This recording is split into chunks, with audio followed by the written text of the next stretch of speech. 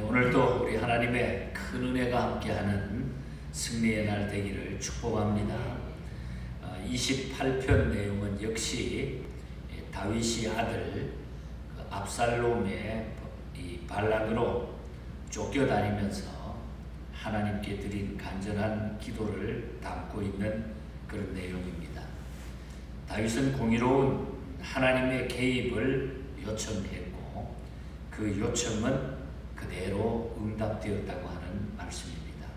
그래서 그는 하나님의 택한 백성인 이스라엘과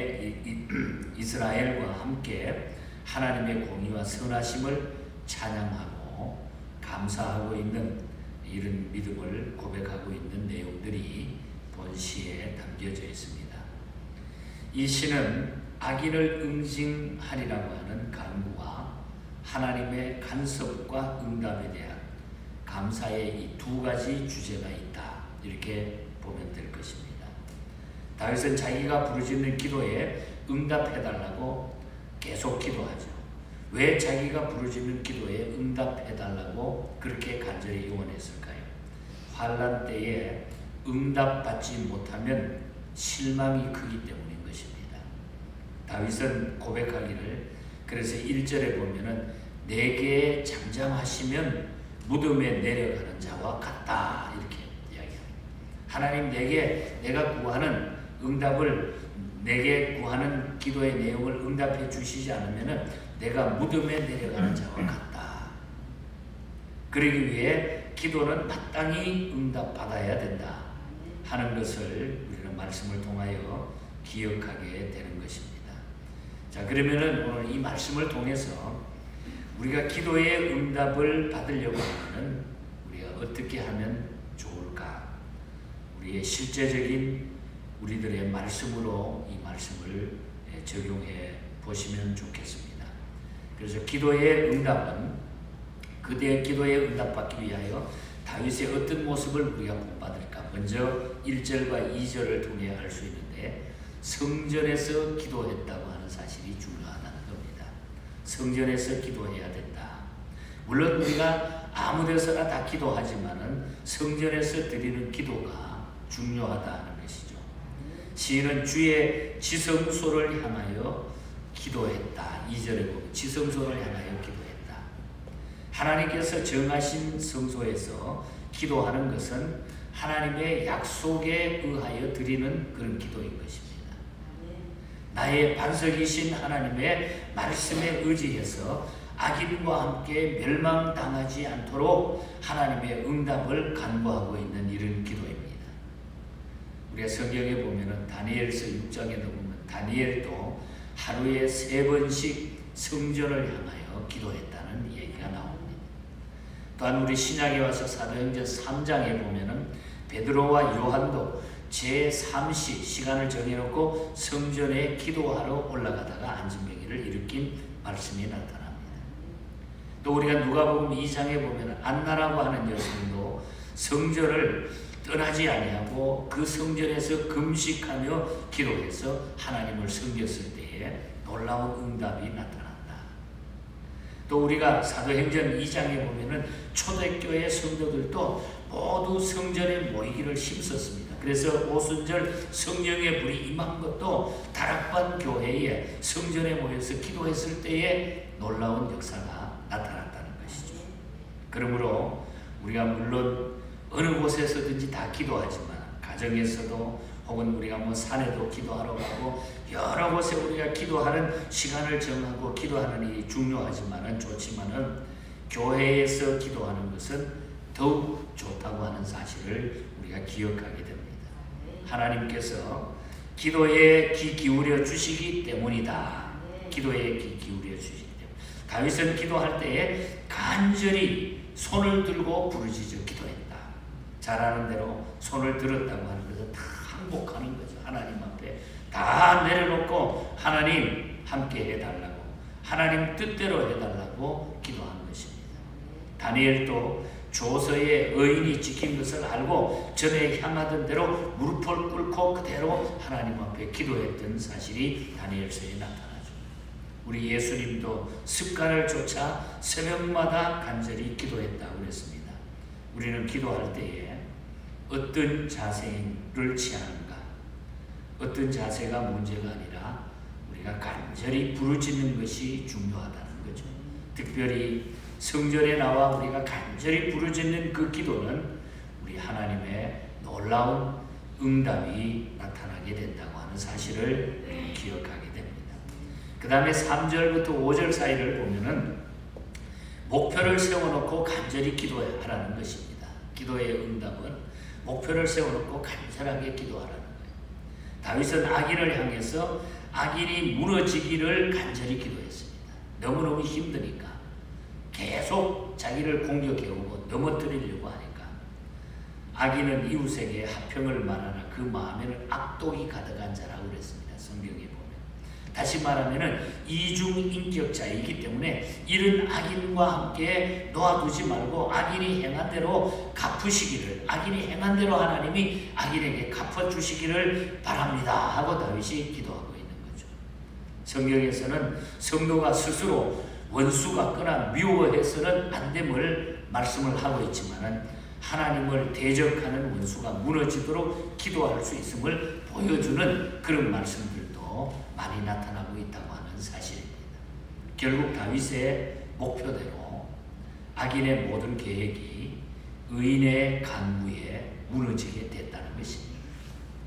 악인들은 하나님의 행하신 일과 손으로 지은 것을 절대로 생각하지 않아요. 하나님을 믿지 않기 때문에 죄의 길로 그냥 계속 행하는 것입니다. 우리는 이러한 악인과 행악자의 길에 서지 말고 악에 빠지지 않도록 우리가 조심해야 된다고 하는 사실입니다.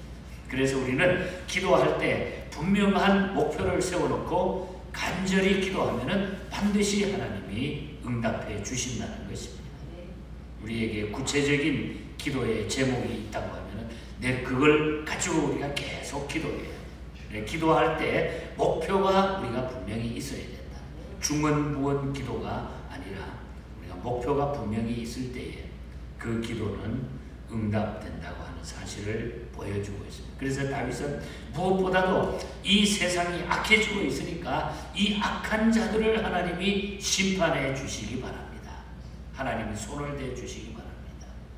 오늘 우리가 이 시대를 살아가는데 우리의 힘으로 할 수 있는 것이 없습니다. 그래서 우리는 하나님 앞에 그러한 놀라운 방향을 가지고 하나님 앞에 구할 때에 하나님은 놀라운 은혜를 우리에게 주실 줄 믿습니다. 그래서 분명한 기도의 목표가 있어야 된다. 다윗은 그 목표를 그대로 두고 기도했죠. 그리고 끝으로 6절부터 9절 사이를 보면은 입술로 찬양하고 마음으로 기뻐하라는 거죠. 기도의 응답은 우리가 입술로 찬양하고 마음으로 기뻐하는 이런 마음의 기도가 중요하다는 것입니다. 그동안 다윗은 하나님의 뜻을 위해서 악인이 무너지기를 부르짖으면서 기도해 왔습니다.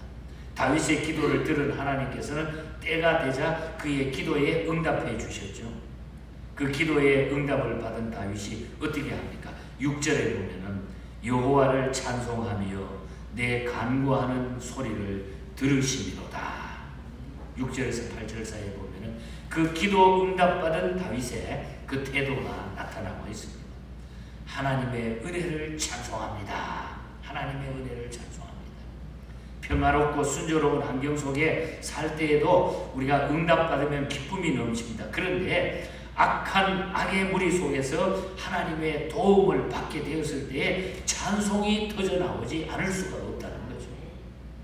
기도의 응답을 받은 자는 입술로 찬양하고 마음으로 크게 기뻐하게 된다. 크게 기뻐하게 된다. 우리가 그 예로 성경에 출애굽기 16장, 15장과 16장에 쭉 보면은 모세가 이스라엘 백성을 끌고 출애굽할 때에 홍해 바다 앞에서 하나님 앞에 크게 부르짖었을 때 어떻게 됩니까? 홍해가 갈라집니다. 바다가 갈라졌어요. 이때 모세는 너무너무 그 기쁨이나 너무나 감격하고 커서 그 모든 승리의 기쁨을 가지고 그 백성들이 그 누이 미리암을 앞세워가지고 소고치며 춤추며 하나님을 찬양하게 됩니다. 이것이 성경에 나타난 최초의 단체적인 찬양의 기사예요. 이렇게 우리가 하나님 앞에 기도하고 하나님을 찬양하고 우리의 마음의 기쁨이 충만한 이런 삶이 대단히 중요하다는 거죠. 기도와 이 찬양은 항상 같이 가게 되어 있다고 하는 사실인 것입니다. 한나라고 하는 여성 마찬가지입니다. 결혼 후에 아이가 없어서 분인나의 격동에 고민하다가 아들을 달라고 막 하나님 앞에 간절히 기도했잖아요. 그러자 하나님은 복으로 응답을 받을 때 그 사무엘이라고 하는 아들을 받을 때 그 기쁨은 세상의 그 무엇과도 바꿀 수가 없어서 이 한나의 찬송이 사무엘상에 나타나고 있습니다. 목이 터져라 하나님을 찬양했어요. 간구해서 받은 기도의 응답의 기쁨은 받은 자밖에 모른다는 거죠. 받은 자밖에 모른다. 기도와 찬양, 간구의 감사는 늘 병행되어야 한다는 사실을 교훈해주고 있다는 것입니다. 오늘 본문은 이미 하나님께서 기도를 응답하였다는 관점에서 기록되어 있거나 적어도 그의 기도가 즉시 응답될 것을 믿기 때문에 찬양 드리고 있다는 거죠.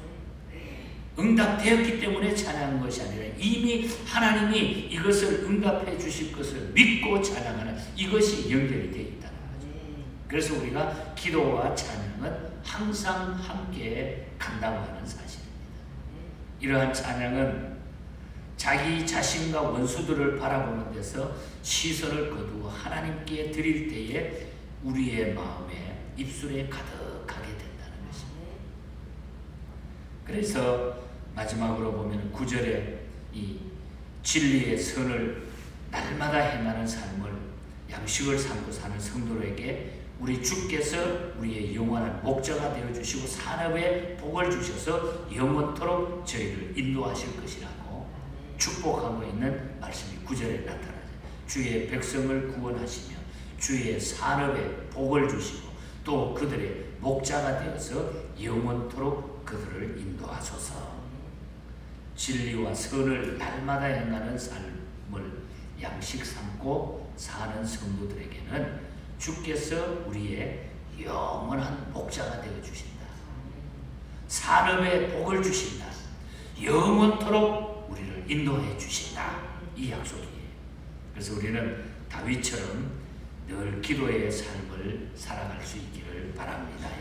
기도는 우리에게 주신 최고의 능력이고 힘입니다. 우리가 기도할 수 있는 이 시간, 기도할 수 있는 우리의 특권이 있어서 얼마나 감사합니까? 안 그러면 우리가 어떻게 이겨나갈 수 있겠어요?